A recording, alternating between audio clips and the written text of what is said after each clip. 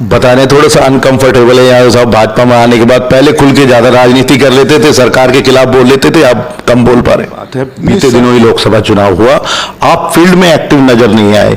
Bhajpa join करने के बाद उम्मीद थी कि आप प्रचार प्रसार करेंगे, क्या कारण रहा? राव का फोन नहीं आया या फिर आपका ही मन है? चुनाव के दौरान भी ये चर्चा चली और राव के भाषणों में भी नजर आया कि कुछ भाजपा के ही लोग हैं जिन्होंने राज बब्बर की मदद की, तो कहीं ना कहीं आप पर भी पिन पॉइंट किया है। मेरे कहने से नहीं करेंगे कि मैं कोई बात कह दूं, मेरे कहने से क्यों करेंगे? उनको जरूर लगा होगा, उनके पास उनकी अपनी रिपोर्ट भी होगी, ग्राउंड रिपोर्ट भी होगी, सरकार के पास सारे साधन है। तो मैं कभी किसी सरकारों के खिलाफ नहीं रहा, मैंने जो जन भावना है उसके अनुरूप हमेशा बात की है। राव इंद्रजीत सिंह इतने निश्चित थे अपनी जीत को लेकर, उन्होंने हमारी जरूरत नहीं समझी, और जरूरत नहीं समझी तो फिर अपने एक कार्यकर्ता की हैसियत से अपने बैठ गए, अपने वोट डाली आएंगे। क्या अगर राव साहब बड़े आदमी, जो बड़े आदमी कौन क्या कहे, वो किसी कुछ भी कह सकते हैं, वो किसी समुदाय को भी कह सकते हैं, किसी व्यक्ति को। मैं तो बहुत छोटा सा आदमी हूँ, लोग जीत के भी अहंकार करते हैं, हम तो हार के भी लोगों को हाथ जोड़ते हैं, उनके सामने नतमस्तक होते हैं। आपने जो वोट दिए, जहाँ मतलब जिस तरह से वो जो बाईपास है, वो मुझे मतलब ऐसा लगता है कि जैसे यहाँ साक्षात मौत के दर्शन हो जाते हैं। किसने बनाई होगी, किसके सरकार किस समय में बनी, और किसकी मतलब क्या क्या जमीनें बचाने के लिए क्या क्या, ये सब चीजें। आप लोगों की जिंदगी के साथ तो खिलवाड़ा मत करो ना। आप अपने लिए, आप अपने खूब करो, आप अपनी जमीनें बचाओ, खूब जमीनें खरीदो, लेकिन लोगों के जीवन के साथ खिलवाड़ नहीं हो। अब ये हमारे साथ है सतीश यादव जी, जो इस रेवाड़ी में तो किसी परिचय के मोहताज नहीं है। जिला बार से अपने राजनीतिक जीवन की शुरुआत करने वाले सतीश यादव 3 बार बार के प्रेसिडेंट रहे, इसके पश्चात जिला प्रमुख रहे, और इसके पश्चात 2 बार विधानसभा के चुनाव लड़ चुके हैं और बहुत ही अच्छी संख्या में वोट लेके आए हैं। अगर हम बात करें तो इंडिविजुअल जो वोट बैंक इनके पास है, संभवतः शायद रेवाड़ी विधानसभा में किसी अन्य नेता के पास नहीं है। यादव साहब बीते दिनों लोकसभा चुनाव के दौरान कहाँ से चर्चित रहे, भाजपा में इन्होंने अभी कुछ दिनों पहले ही भाजपा का दामन भी थामा है। कुछ चर्चित मुद्दों को लेकर आज सतीश यादव जी से बातचीत करेंगे। यादव साहब, कैसा लग रहा है? भाजपा ज्वाइन की है कुछ दिनों पहले ही। पार्टी, कोई भी राष्ट्रीय पार्टी जब आप ज्वाइन करते हो तो ठीक ही रहता है, अच्छा रहता है, ठीक लग रहा है, अच्छा लग रहा है। बता रहे थोड़ा सा अनकंफर्टेबल है यादव साहब भाजपा में आने के बाद। पहले खुल के ज्यादा राजनीति कर लेते थे, सरकार के खिलाफ बोल लेते थे, अब कम बोल पा रहे। नहीं, सरकार के खिलाफ मैं कभी किसी सरकारों के खिलाफ नहीं रहा, मैंने जो जन भावना है उसके अनुरूप हमेशा बात की है। और किसी सरकार को मैं, अगर आप बात करोगे, मेरा पिछला राजनीतिक जीवन उठा के देखोगे, मैं कभी रोड जाम में शामिल नहीं रहा, मैं कभी ऐसी किसी घटना में शामिल नहीं रहा जो सरकार के खिलाफ, मतलब आपकी जो एक व्यवस्था है उसके खिलाफ जाती हो। अपने किसी मन से अपनी आवाज़ बड़े खुले मन से हर जगह उठाई। पिछले दिनों आपके बीच में ही मैं, चाहे भाजपा में हूँ, मान्यवर पूर्व मुख्यमंत्री मनोहर लाल जी खट्टर आए रेवाड़ी, एक जनसभा करके गए मोती चौक के ऊपर।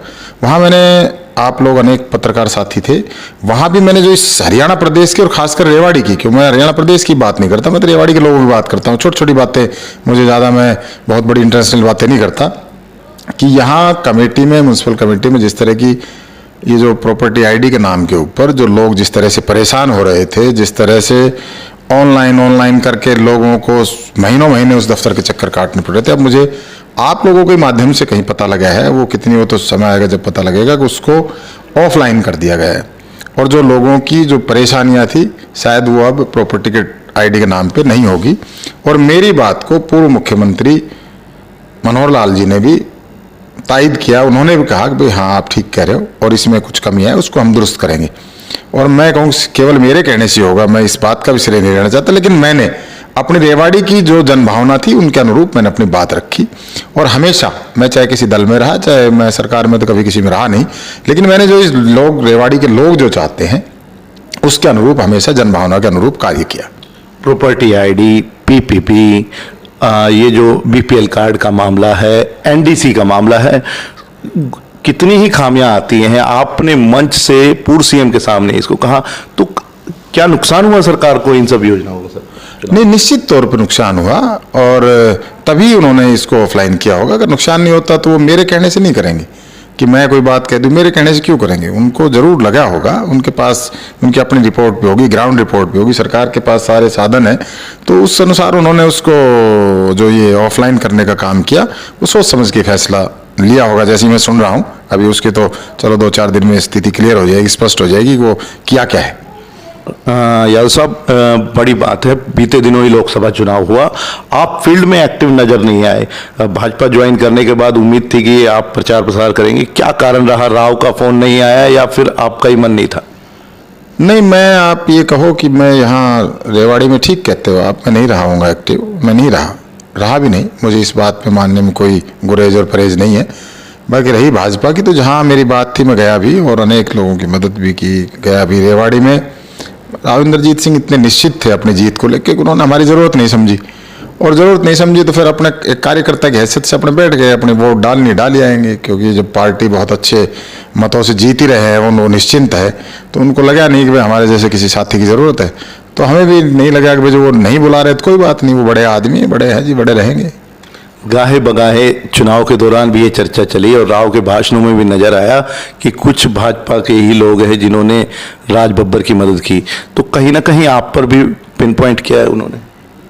क्या होगा, राव साहब बड़े आदमी, जब बड़े आदमी कौन क्या कहे, वो किसी कुछ भी कह सकते हैं, वो किसी समुदाय को भी कह सकते हैं, किसी व्यक्ति को। मैं तो बहुत छोटा सा आदमी हूँ, बहुत बड़े हैं, आवाज़ हो सकता है आपके माध्यम से बधाई दे दूँ कि मैं मोदी जी की तीसरी कैबिनेट में वो शायद बड़े कोई मंत्री बन जाएं, तो इतने बड़े आदमी को साहब कौन रोक सकता है, कुछ भी कह दें, उनको कौन कहेगा। चलिए फ्यूचर की प्लानिंग को लेकर बात कर ले, क्या तैयारियां हैं?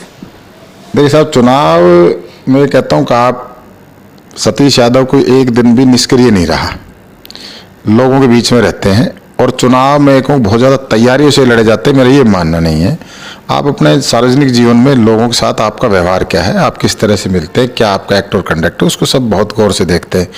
और अगर बात करें चुनाव की, अभी आपने राज बब्बर जी का नाम लिया, मैं तो अचंभित हूँ कि 15 दिन में कोई व्यक्ति कैसे 7.5 लाख के करीब वोट ले जा सकता है।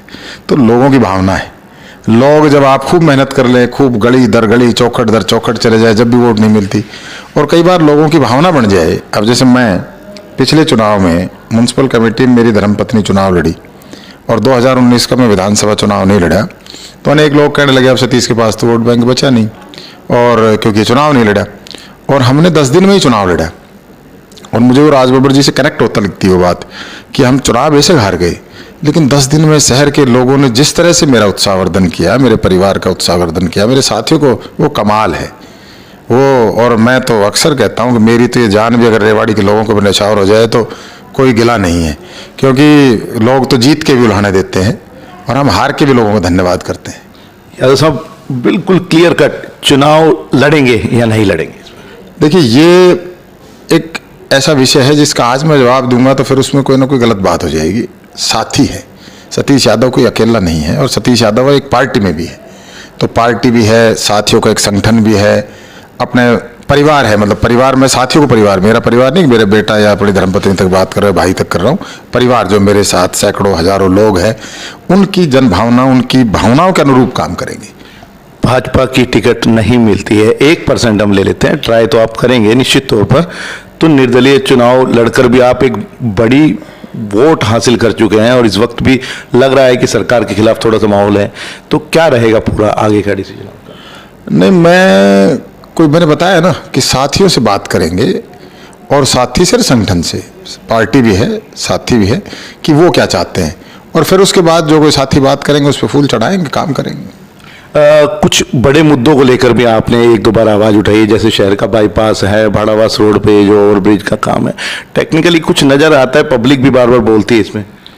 आप नारनौल चले जाओ, अभी हमसे बहुत पिछड़ा हुआ था, आज उस नारनौल का बाईपास बिल्कुल ओके है। आप चले जाओ नारनौल में, आपको कहीं अंदर एंटर नहीं करना पड़ेगा।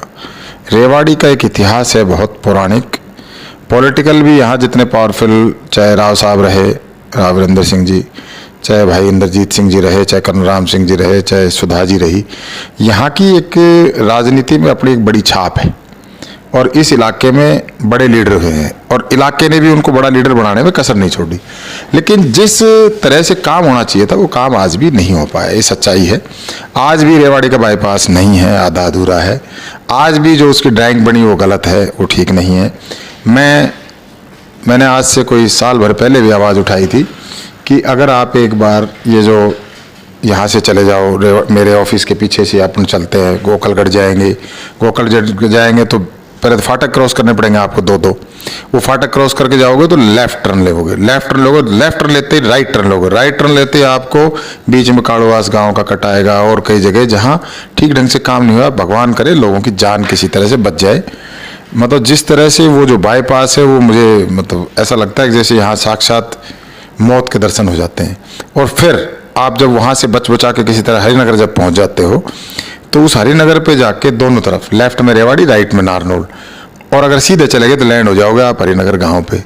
किसने ड्राइंग बनाई होगी, कौन राजनेता है या कौन है, आपको पता ही है किसने बनाई होगी, किसके सरकार किस समय में बनी और किसकी मतलब क्या क्या जमीनें बचाने के लिए क्या क्या, ये सब चीज़ें। आप लोगों की ज़िंदगी के साथ तो खिलवाड़ा मत करो ना।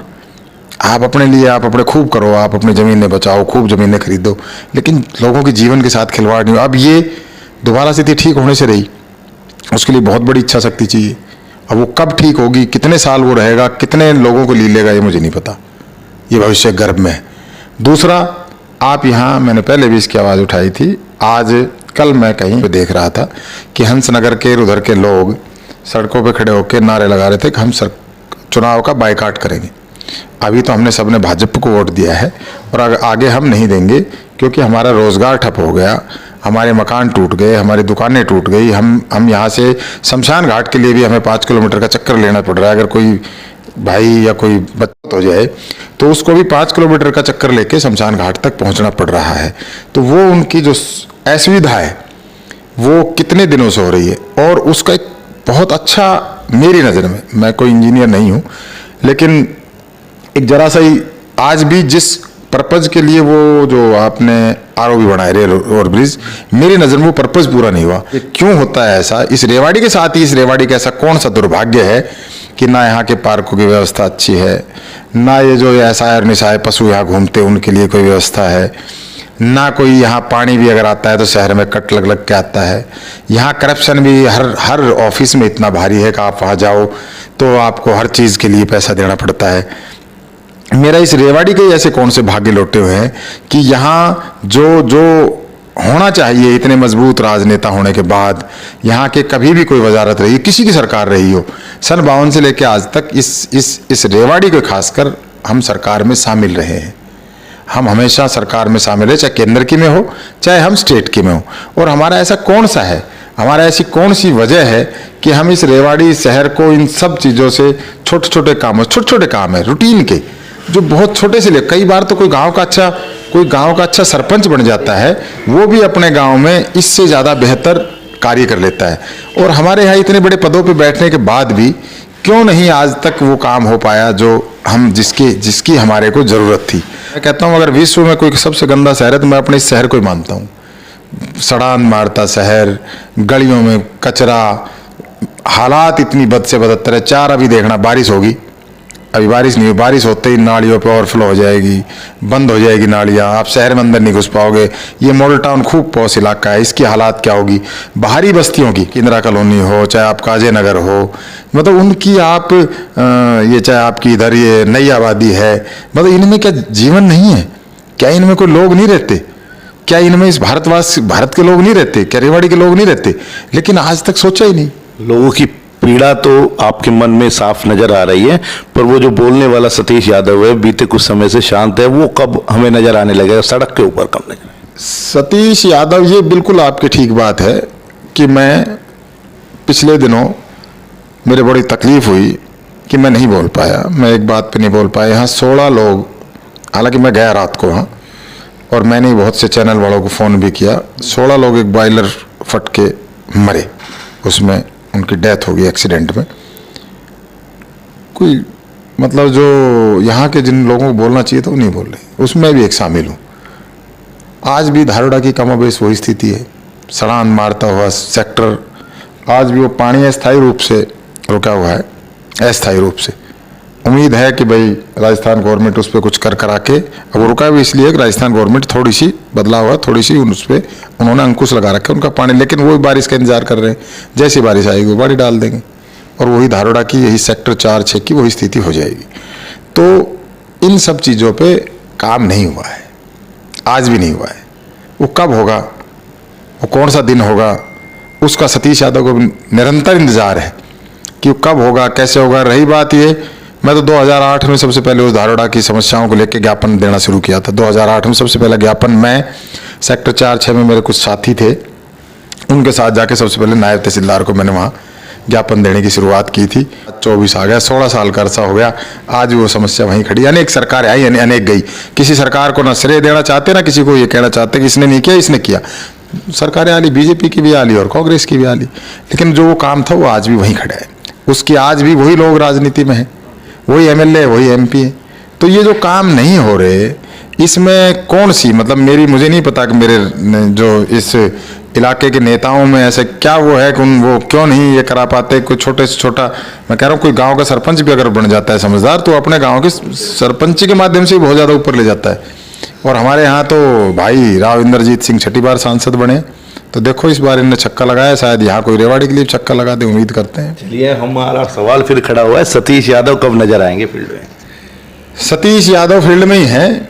सतीश यादव कभी गया ही नहीं कहीं, और जब भी कभी कोई ज़रूरत पड़ी है, देखो अपने मुंह से मैं कहना नहीं चाहता, आपने भी देखा होगा जब कोरोना था, जब एक भी नेता सड़क पे नहीं था आपके इस भाई के सिवाय, कोई राजनीतिक के तौर पे नहीं, एक सोशल वर्कर के नाते, कि जब एक डॉक्टर की जान जा सकती है, एक नर्स की, किसी की, हमारी बहन की जान जा सकती है, कोई सफाई कर्मचारी की किसी को वो जब ले जा रहा है जिसका वो घर कुड़बे का नहीं है, और सफाई कर्मचारी भाइयों की ड्यूटी थी कि ये उसको ले जाके दाह संस्कार करके आएंगे, तो मैं क्यों नहीं। मैं छोटी छोटी बातों पे कोई विरोध करने की आदत नहीं है। सतीश यादव को कभी आपने रोड जाम में नहीं देखा होगा। रोड खुलवाने मैंने गया हूँ, चाहे सरकारें किसी की रही हो, मैं खुलवाने में गया, लोगों को समझाने, उनकी परेशानी सुन के, भाई चलो आपकी भी बात करेंगे, प्रशासन से भी करेंगे। रोड जाम से आपको अपने को लाभ क्या होगा। हमेशा पॉजिटिव पॉलिटिक्स की है, कभी किसी के खिलाफ ये नहीं कि RTI लगा दूँ, कभी किसी को ब्लैकमेलिंग का धंधा कर लूँ ना।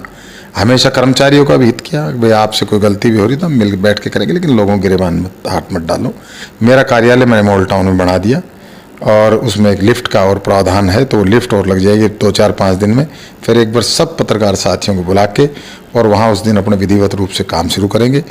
और वहाँ, ये तो मैं जहाँ बैठा हूँ, ये तो मेरा व्यापारिक प्रतिष्ठान है, वहाँ मेरा राजनीति का होगा, और लोगों से रोज़ मिल के जो लोग कहेंगे, मैं तो बता रहा हूँ, मेरे को कोई बुलाना नहीं है। मैं तो ये 3 चुनाव, ये भी विधानसभा के जैसे ही था आपका, नगर परिषद का, और 2 MLA के चुनाव। सतीश यादव तो गुलाम है रेवाड़ी का, मेरे कोई गिला नहीं है। मेरे को इतनी वोट कैसे दे देते हैं, तो मैं खुद अचंभित हूँ कि क्यों इतना लोग प्यार करते हैं। उनके प्यार के ऊपर सब कुछ नौछावर है। हार जीत जीवन में, मैं कहता हूँ भिखारी, बैगर कभी चूजर नहीं हो सकता। हम तो भिखारी हैं, हमें ये अधिकार ही नहीं का आपने नहीं दिया। लोग जीत के भी अहंकार करते हैं, हम तो हार के भी लोगों को हाथ जोड़ते हैं, उनके सामने नतमस्तक होते हैं कि आपने जो वोट दिया क्यों दिया। कोई सतीश यादव को देख के दिया ना, मेरे फेस पे दिया, कोई पार्टी तो है नहीं। तो सतीश यादव तो आपका गुलाम है। तो हम तो किसी से कभी इस बात का ना घमंड है और ना कोई दुख, जो दे उसका भला, जो ना दे उसका भला भी नहीं, आगे दे देंगे। तो ये थे सतीश यादव जी हमारे साथ। सकारात्मक राजनीति की पारी को आगे भी जारी रखेंगे, इन्होंने स्पष्ट तौर पर संकेत दे दिया है।